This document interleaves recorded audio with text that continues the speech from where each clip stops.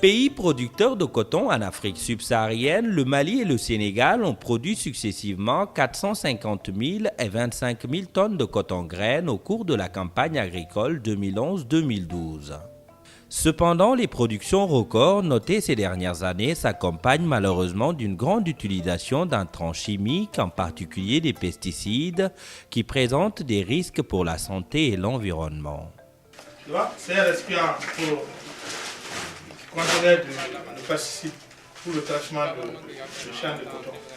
Maintenant, après ça, les femmes ont mis ça dans la boue. Elles pensent qu'après quelques jours, les méfaits vont partir. Elle va bien laver et puis utiliser. Mettre du lait ou de l'eau là-dedans. Voilà. Problème poisson, ñabbeli amen heewdi mais anda woɓɓe ko kono men remoɓe ɓen ko poisson sego woɓɓe rentaki yaha pompoya joni ara waɗani tun seeɗa tawa laaɓali ñaama nangata ɗum ɗon hen ɗon kono si ɓooyi no woni e ñawirde no hay mo anda hay wona docteur anda e ɗum ɗo ko poisson on woni wadde ɗum si ɗum gaynama récoltede gaynama ittede sufama ha gasi nayyi ɗin arana ñaama ɗin kadi ceeɗu seeɗa e mayde seeɗa o wonge maya seeɗa o wonge maya sa anda ko poisson on woni wadde ɗum. Face à cette situation, des communautés de Koutiala au Mali et de Vélingara au Sénégal ont bénéficié d'un projet de monitoring communautaire de 2 ans, financé par le Fonds de démarrage rapide de l'approche stratégique de la gestion internationale des produits chimiques, SAICOM. Le monitoring, ça veut dire le suivi communautaire des impacts des pesticides. Le monitoring met l'accent sur le producteur. C'est le producteur qui est à la base, c'est lui qui est l'élément essentiel du monitoring. Au lieu qu'on les apporte des cours magistraux ou bien qu'on leur dit de faire ça, mais l'initiative va venir du producteur lui-même afin de suivre progressivement l'évolution des pesticides. Dans le cadre de ce projet, il y a eu d'abord ce qu'on appelait les ateliers de lancement au niveau du Mali et du Sénégal. Tout d'abord, il y a eu ensuite, après les ateliers de lancement qui ont vu la participation des différentes composantes du projet et les services étatiques. Par rapport aux résultats, on peut dire que le projet quand même a permis de constituer un noyau de facilitateurs, que ce soit au Mali ou au Sénégal, pour le petit de monitoring.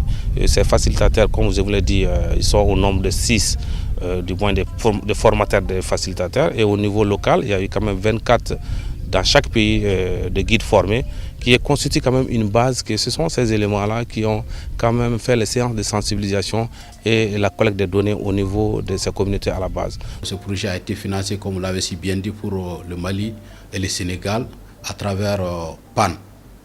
Donc moi, mon rôle dans le financement, c'est qu'en tant que point focal, je devrais avaliser ce projet, donc le signer, ayant bien sûr au préalable vérifier, n'est-ce pas, sa faisabilité et toute son importance pour le Mali.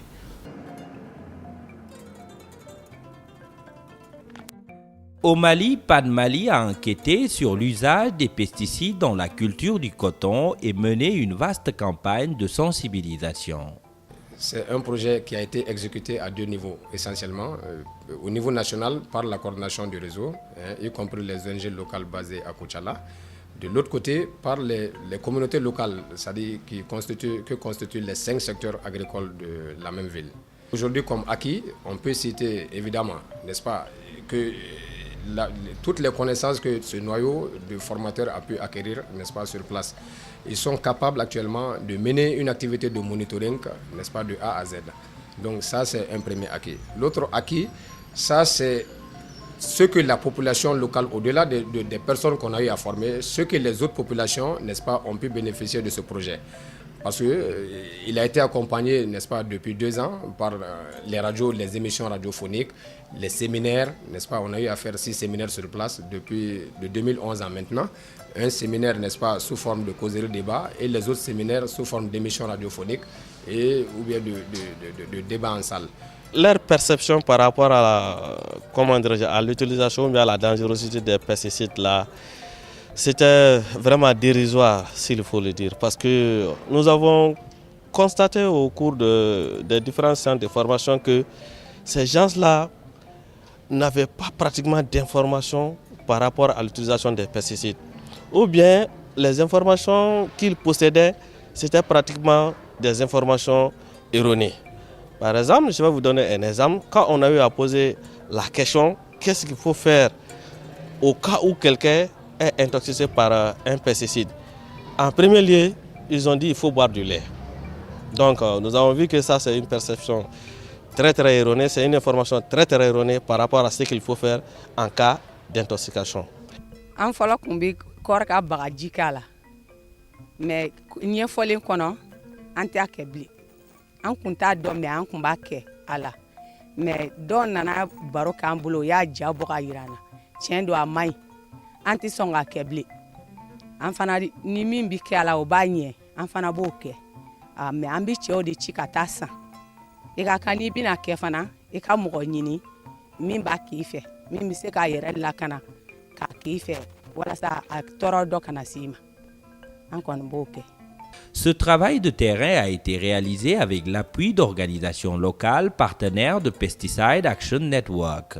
Nous avons, à travers PAN Mali, qui a son facilitateur national, est arrivé à Koutiala avec ADAP, on menait des activités de sensibilisation dans quelques secteurs, SMDT. Nous allons au niveau des villages. Avec les producteurs, nous prodiguons des conseils sur les méfaits des pesticides obsolètes. Maintenant, ça c'est des activités de sensibilisation destinées aux communautés.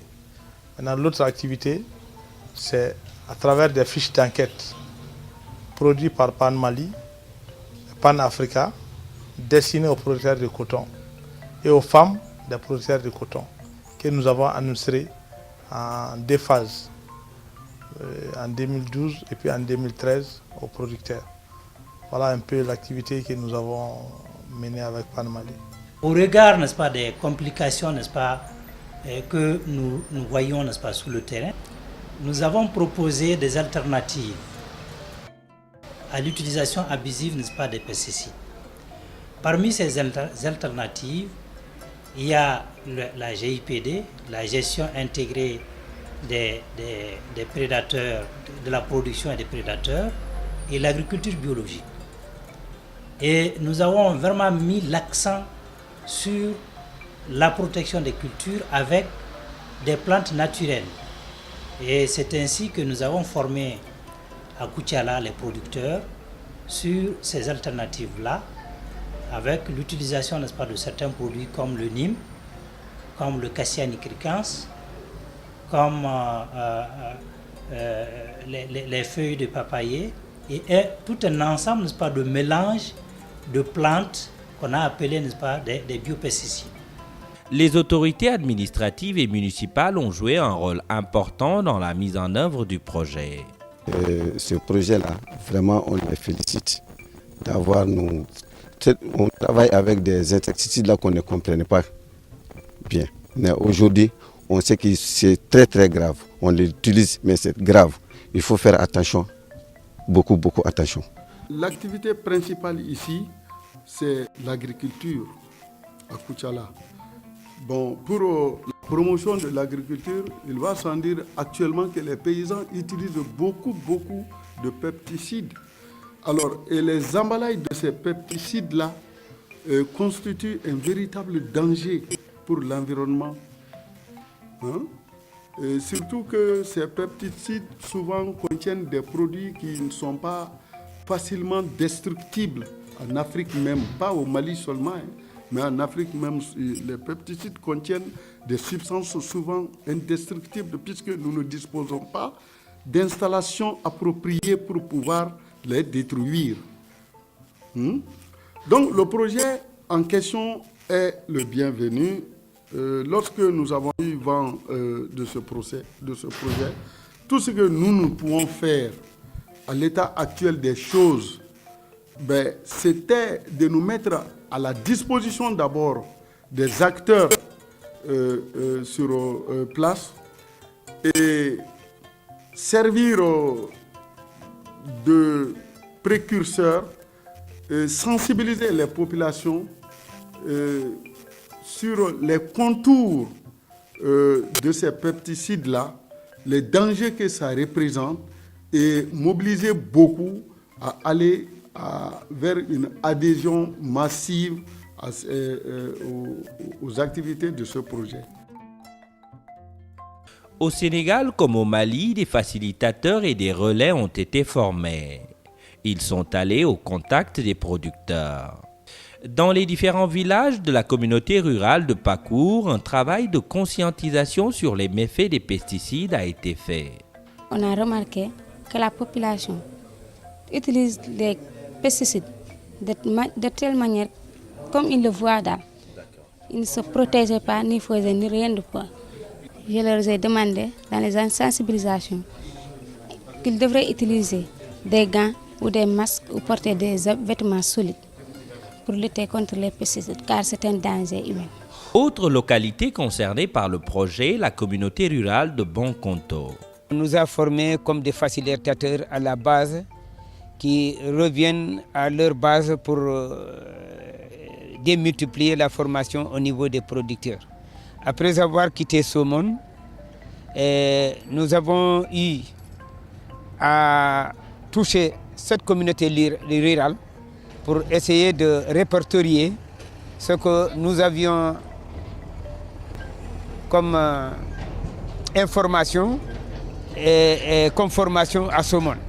Donc ces rencontres consistaient à réunir dans une communauté rurale bien donnée certains producteurs de coton, et des représentants des villages et même les personnes les plus influentes dans le cadre de leur parler ce que nous avions eu à Somone.